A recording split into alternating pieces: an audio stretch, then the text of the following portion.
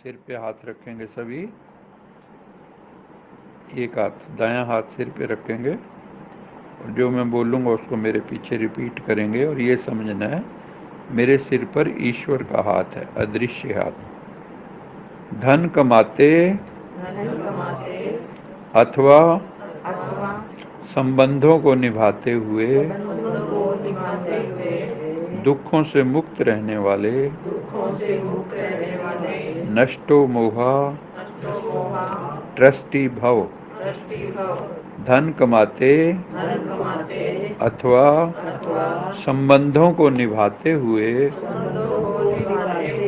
दुखों से मुक्त रहने वाले नष्टो मोहा ट्रस्टी भव।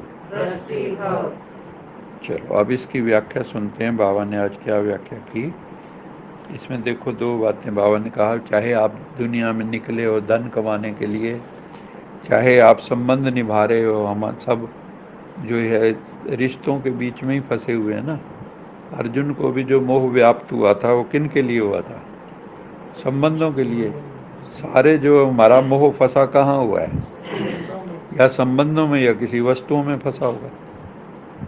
तो भगवान कहता है इसको अपनी ये जो पकड़ तुमने बना रखी है, ये मेरा फलाना है, ये फलानी, ये वस्तु मेरी है, मेरा मेरा मेरा मेरा, ये सब छूट जाना चाहिए। कोई किसी का नहीं है। ये बात समझ में नहीं आती।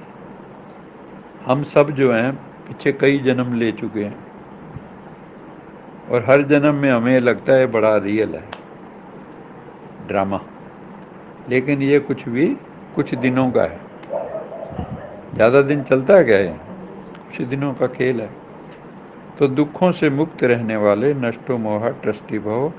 लौकिक संबंधों के बीच में रहते संबंध निभाना अलग चीज़ है और उनकी तरफ आकर्षित होना अलग चीज़ है।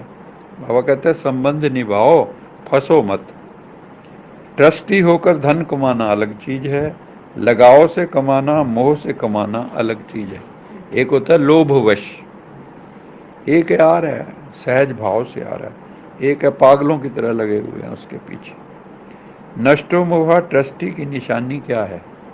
गीता में भी अर्जुन ने लास्ट में 18वें अध्याय में कहा कि प्रभु मेरा मोह नष्ट हो गया और मुझे स्मृति प्राप्त हो गई है।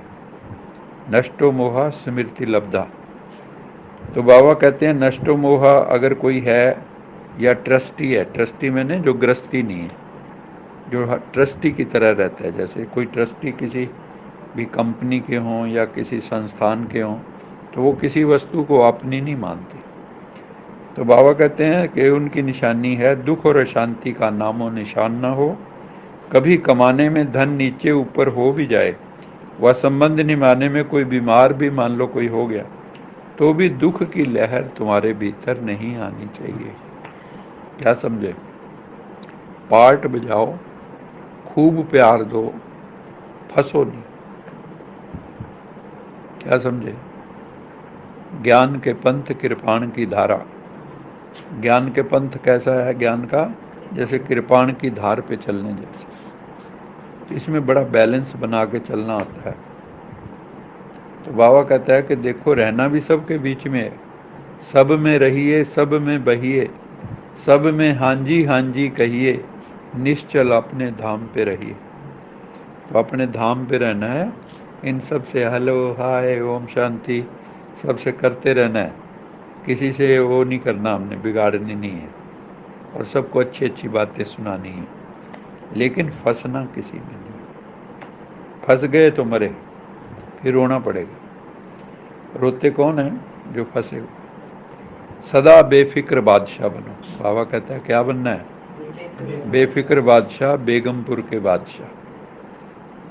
बाबा हमें क्या बनाता है? बेगमपुर के बादशाह, जहाँ कोई गम नहीं है। आज का स्लोगन है रहमदिल उसे कहा जाता है जो निर्बल को हिम्मत और बल देता है। रहमदिल कौन है?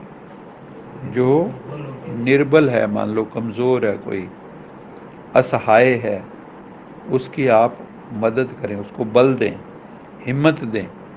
कोई गिरा पड़ा है, डिप्रेशन में चला गया, उसको बल दें, उनकी मोरल बूस्टिंग करें। ये बहुत बड़ी सेवा है। कई इस वक्त मेजोरिटी दुनिया में ना बहुत लोग डिप्रेशन में हैं, यूथ डिप्रेशन में, अंदर उनकी समझ नहीं आ रही हम क्या करें, हाथ में फिर मोबाइल पकड़ा दिया और कंफ्यूज, यही समझे। तो इसलिए रहम दिल उसे कहा जाता है जो निर्बल को हिम्मत और बल देता है।